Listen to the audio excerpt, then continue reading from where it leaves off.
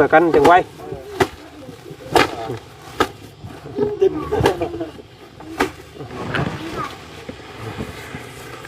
โอ้อันนี้เป็นสีน้ำมันโอ้สี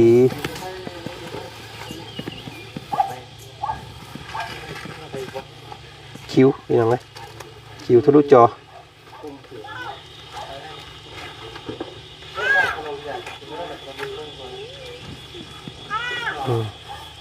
สีครับ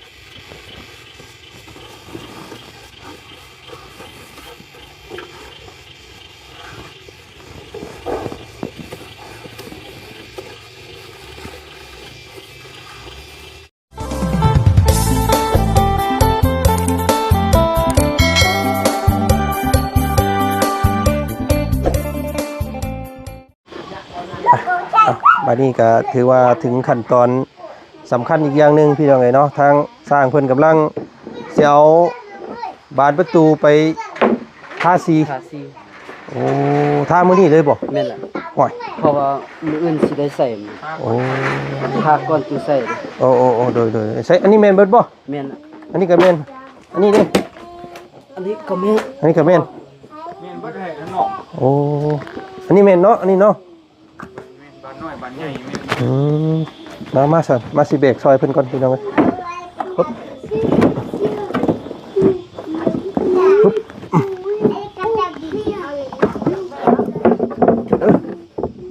ปึ๊บ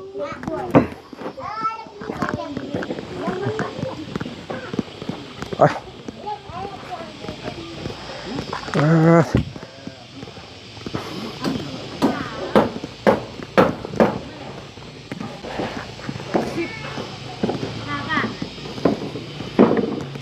ปุ๊บจันบ่สเปกเนาะนักเนาะ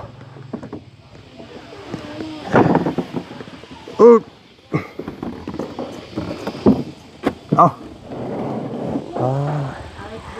ก่อนอื่นเพิ่นต้องอันใส่ผ้าเซ็ตอันโตที่ว่าเด็กน้อยเพิ่นเหยียบก่อนเนาะปลาไว้เฮือนน่ะเด็กน้อยเพิ่นเหยียบแต่มันขี้ดินติดพี่น้องเอ้ยเนาะก่อนอื่นเด้อพี่น้องเด้อทางบ่าวจันเนาะ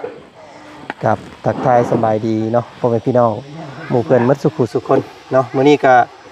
ทางทีมสร้างเพิ่นเล็งมือตัวนี้มื้อนี้พี่น้องเอ้ยเนาะทาสีบานประตูเนาะพอมื้ออื่นสิได้ใส่ว่าซั่นต้องเฮาได้ทาก่อนเนาะแม่นไอ้เนาะพอได้ใส่พื้นก่อนเด้แม่น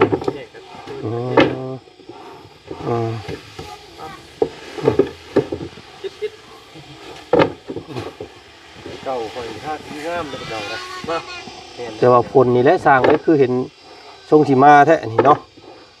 สิท่าอยู่นี่เลยบ่ดูว่าสิเข้าบุงในนี่ต่อเนาะทางทีมสร้างของส่วนผักส่วนห้องน้ำกับห้องครัวเพิ่นก็โจก่อนเพื่อว่าเพิ่นเทเสายังบ่ทันได้มางออกเนาะมีแต่ว่าเพิ่นว่าอยากให้นิ่นตัวเอาดินเข้าเพิ่นว่าพี่น้องเอ้ยทางแบบเป็นมิตรตัวห้องกระถางสร้างพื้นก็คือว่าธรรมดาอยู่ครัวเนาะ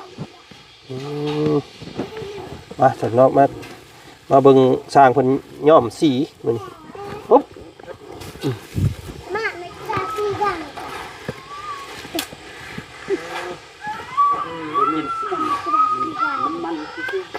โอ้บักลาจะวนไปเรื่อย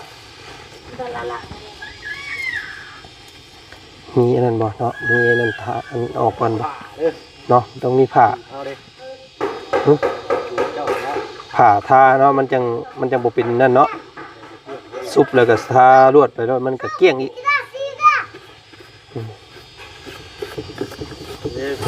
ปัดออกได้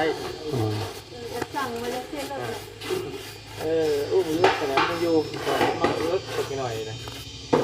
แต่ว่าใบประตูน้อยเนาะเพราะว่ามันโมเมนต์ใบ50เนาะ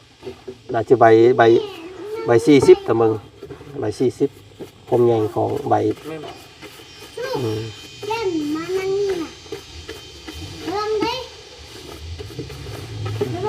อันนี้เพิ่นสียังเกาะนี่ไอ้สีน้ำมันโอ้สีน้ำมัน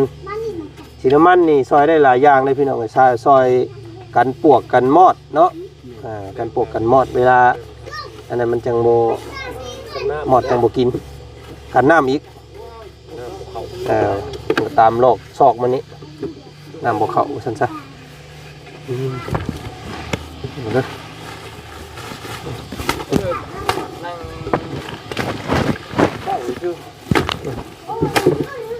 ช่วยกันจังไว้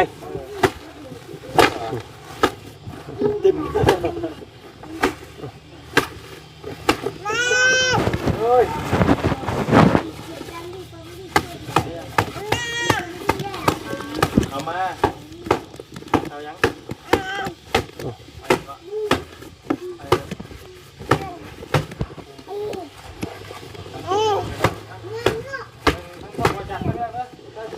โดยเอาพี่น้องไงกะสำหรับตัวซีผนังในน่าจะยังบ่ทันได้ทาเนาะเพราะว่า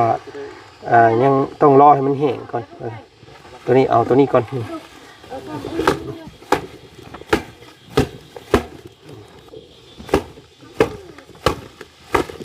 ไก่งามย้อนคนได้พี่น้องไงคนงามย้อนแต่งเพิ่นว่าเนาะถ้าขี้ไล่ปากแวงแต่งนี่ได้ก็บ่งามเพิ่นว่าพี่น้องเอ้ย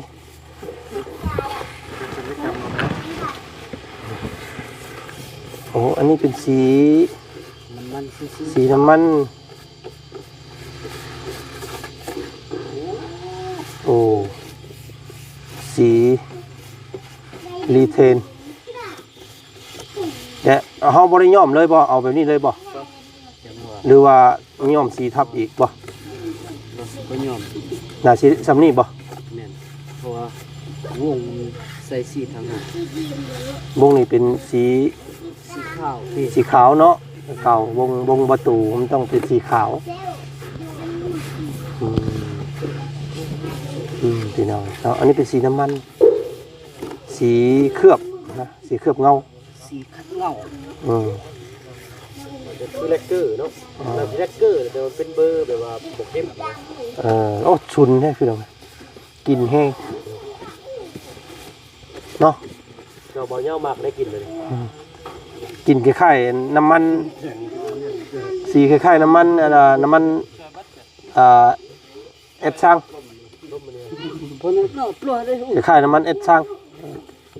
กินยอมสีมาบ้างไปยอมมือดีสีมาบ้าง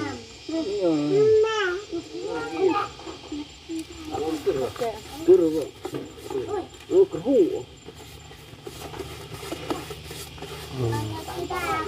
เป็นสีนี่ซื้อพี่น้องไว้เนาะยังไม่ได้เนี่ยเนาะนี่คงยังไม่ปลามันก็ตั้งแล้วก็เป็นสีแบบนี้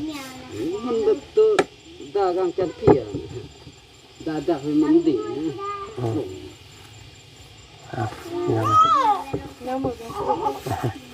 ยุ่งหลายเนาะน้องมันพอเนาะโอ้ยุ่งหลายช่ำทั้งยุ่งทั้งหมดป่านนี้พี่น้องเลยเนาะให้ทางสร้างเพิ่นถ้ากินแห้งช่ำน้องเลยเนาะพาลูกไปอันไกลๆนี่เด้อยันวันอันลูก ลูกเป็นสุนเนี่ยเป็นสีน้ำมัน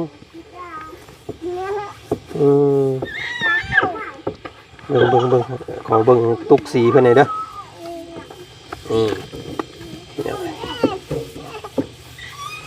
มันเคลือบแข็งขึ้นไว้เคลือบชนิดโพลียูเทนน้ำมันเคลือบแข็ง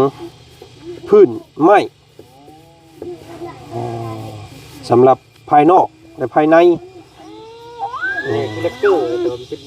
มันบกเข้มเนาะเลยจะมันน้ำแห้งไม่เลยจะกล้วยตู้ลงเงาเลยนะแล้วก็อ่ะมันสุด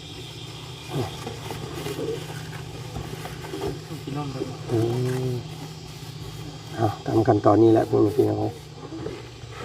สีเคลือบไม้สีทาไม้เอาละอีเล็กเอ้ยเนาะเดี๋ยวมาทางบาจันเก็บรายละเอียดทางสร้างเพิ่นเองด้วยกันพี่น้องเนาะคือสีประมาณ7 โมง 8 โมงแรงคือเก่าแล้วมื้อนี้ก็ได้เนาะสร้างพี่น้อง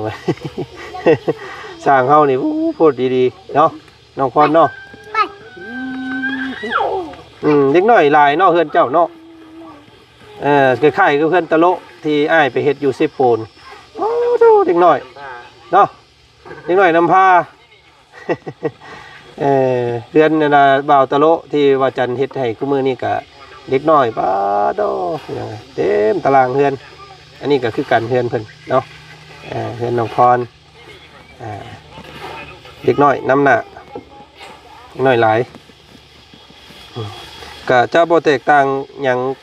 หลายเด้อพี่น้องพอเป็นสียูรีเทนเคลือบสีเคลือบเนาะประเด็นสีเคลือบ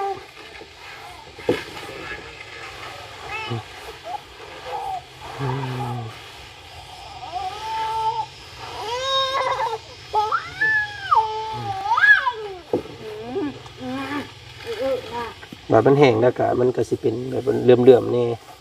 เนาะเงาๆพี่น้องไม่อย่างดีได้เพิ่นเฮ็ดไม่แค้นเอาคำแล้วพี่น้องเนาะตัดภาพมาทางพี่ทางเบาจันก็ถ่ายทำให้พี่น้องเบิ่งเนาะเป็นคลิปช่วงค่ำเนาะพี่น้องเนาะฝ่าฝนชนละทาตกลงมากกะเบิ่งน้ำเด้อน้องพรเด้อเนาะมันมีหูหัวอหยังกะบอกสร้างเพิ่นขึ้นไปแก้ไปอุดใหม่เนาะดีแล้วเฮ็ดน้ำฝน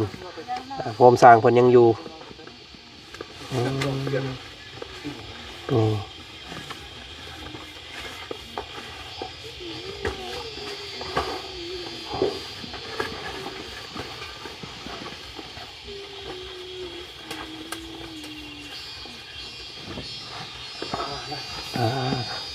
นี่ต้องแน่นแน่นอนพื้นเนาะ ไล่ล้มกันกับบ่อเตียงเมื่อกี้นี่พี่น้องเนาะพวกเขาอาจจะได้กับก่อนสร้างเนาะกับก่อนสร้าง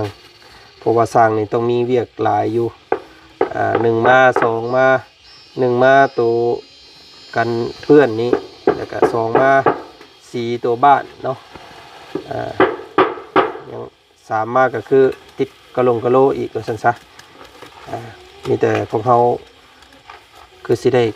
กลับก่อนว่าซั่นซะพี่น้อง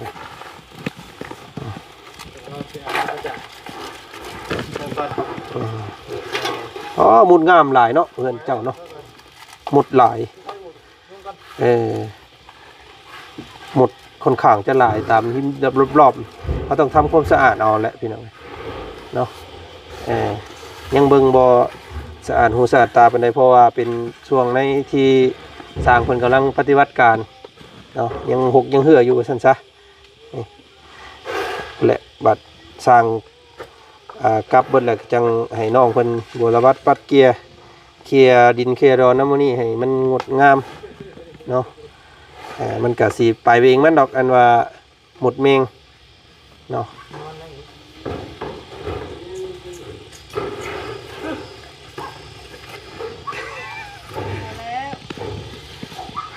ออกแล้ว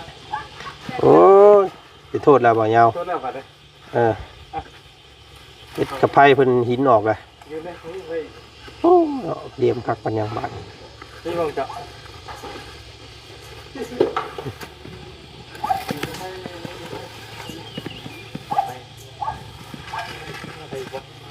คิ้วพี่น้องเลยคิ้วทะลุจอ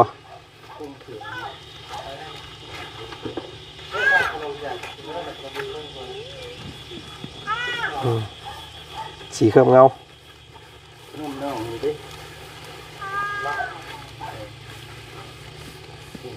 ให้เลยน้องให้เป็นตาเบิ้งได้ยังที่ น้องพรเพิ่นก็เคยให้คนอยู่บ่ฮะให้คนเป็นอยู่บ่เจ้าให้เป็นอยู่บ่ อยากให้บ่ อุ้ยว่าเนาะย่านได้ข่อยก็ได้แต่เมียให้เนี่ยข่อยป๊บเลยข่อยย่านได้เนาะได้เมียให้ยันตึกฟ้ามึง เนาะ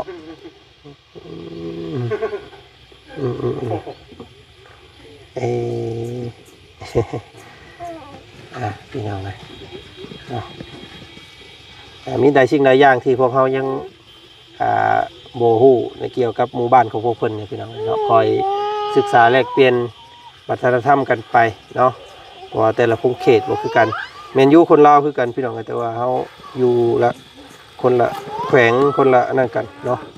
การใช้ชีวิตก็จะแตกต่างกันนิดนึงปึ๊บถ้าเทียบกับฝั่งไทยก็สิเป็นชนเผ่ากะเหรี่ยงเนาะ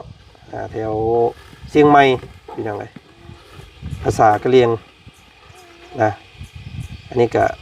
ลาวลุ่มกับลาวสูง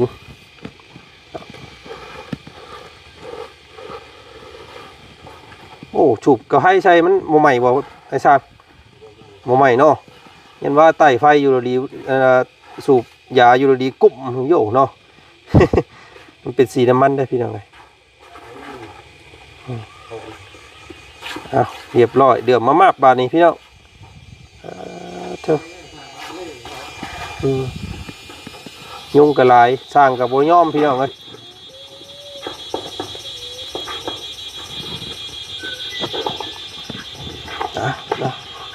เรียบร้อยแล้วข้างในบาดนี้พี่น้องเลยเสร็จสิ้นเนาะงดงาม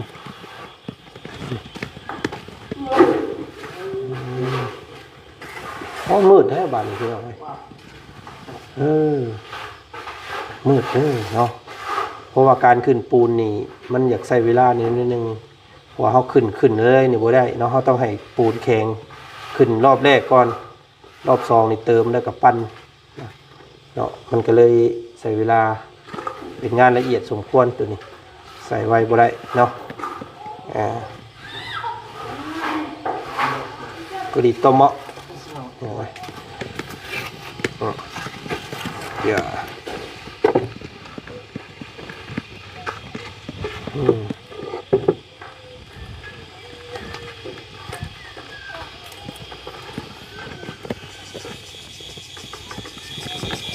จูไผ่ให้สร้างบ่ยุงเนาะยุงหลายเนาะ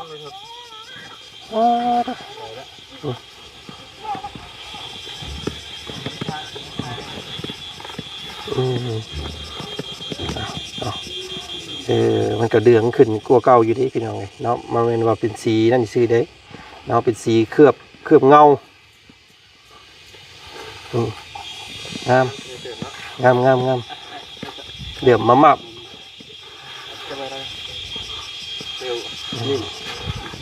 ใส่เบิ่งขอจันขอลองปฏิบัติการเนี่ยนิดนึงโย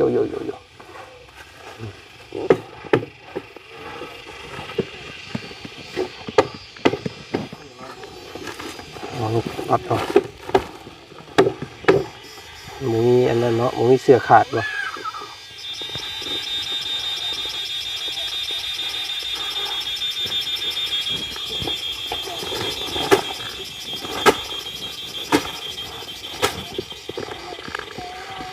เก็บแล้วชนะ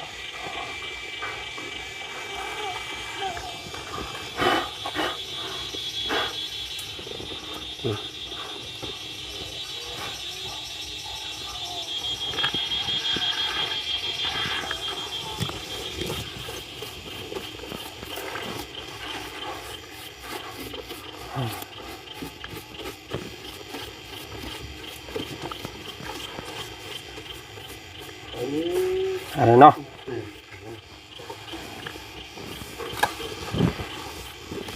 สีเครื่องเงา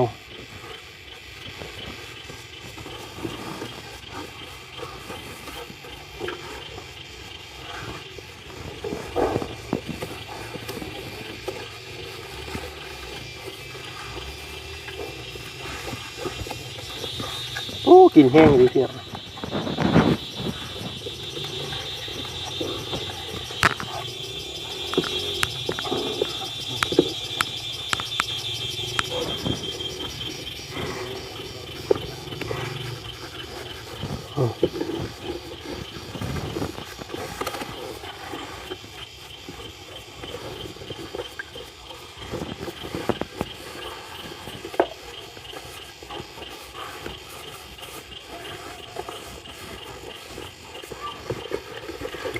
ยุบไปได้ไหม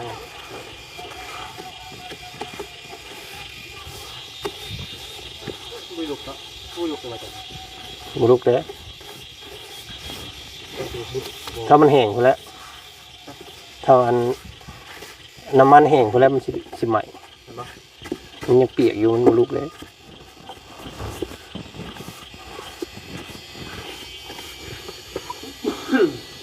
ขณะน้ำตาเชื่อด้านในเราต้องเพราะว่า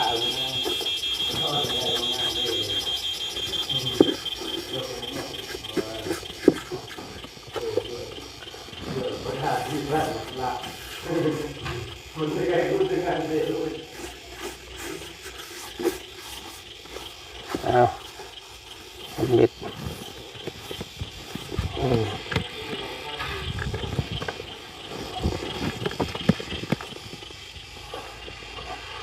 สีเคลือบเงา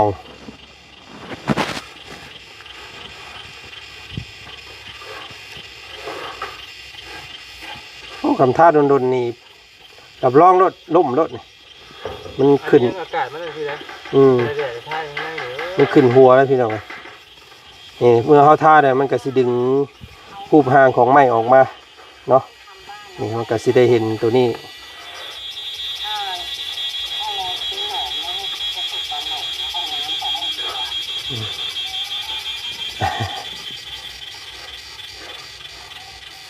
ทาง FC เพิ่นถามมาหลายอยู่พี่น้องเลยครับกะเอาขึ้นอยู่กับทางทีมงานเพิ่นทางนั้นเนาะทางนั้นก็ได้งานเนาะตัวนี้เนาะดึงตัวนี้ออกมาเนาะ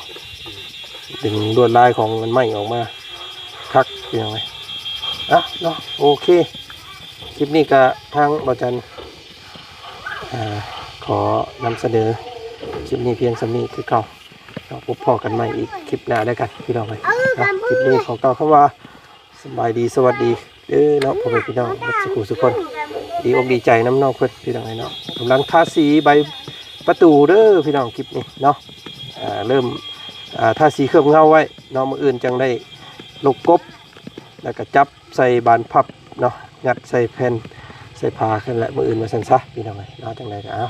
ติดตามกับพวกเราเนาะใกล้จะมาเต็มที่แล้วความฝันของน้องเพื่อนมาสั่นซะแล้วก็ขอบพระคุณบัดสุขคนเนาะเพียงเนาะผู้ใหญ่ใจดี FC ทุกท่านที่คอยซัพพอร์ตน้องเพิ่นจนมาฮอดทุกมื้อนี้พี่น้องเนาะก็โอ้ยกความสำเร็จนี่ให้ทางผู้ใหญ่ใจดี FC ทุกท่านเนาะที่มีส่วนในการเฮ็ดบ้านหลังนี้พี่น้องเนาะผู้ใดบ่ได้ซอยเป็นปัจจัยซอยไล่ซอยแซ่ซอยเบิ่งซอยส้มก็ซ้ำเฮ็ดบุญนํกันเนาะเพียงเนาะคลิปนี้ไปแล้วพี่น้องสบายดีเด้อ